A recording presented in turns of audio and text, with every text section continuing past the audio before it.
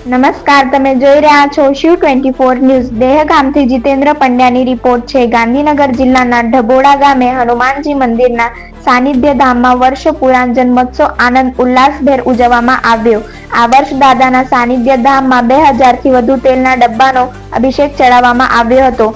દાદાની શોભાયાત્રામાં અને દર્શનાર્થે દૂર દૂરથી 4 લાખથી વધુ દર્શનાર્થીઓને ભારે ભીડ અને લાંબી કતારો જોવા મળી હતી। હનુમાનજી મંદિરના સાનિધ્યમાં ચૈત્રી સુદ પૂનમને શનિવારના રોજ જન્મોત્સવ નિમિત્તે દાદાની શોભાયાત્રામાં અને આરતી ટાણે પ્રથમવાર આકાશમાંથી હેલિકોપ્ટર દ્વારા દર્શનાર્થીઓ શ્રદ્ધાળુ ભાવિક ભક્તો પર ફૂલવર્ષા વરસવાનું આયોજન મંદિરના ટ્રસ્ટીઓ અને ગ્રામ પંચાયત દ્વારા આયોજન કરવામાં આવ્યું હતું। મંદિરના સાનિધ્યમાં દાદાના જન્મોત્સવ નિમિત્તે 151 કિલોની કેક સમસ્ત ગ્રામજનોએ કાપવાનું આયોજન કર્યું હતું।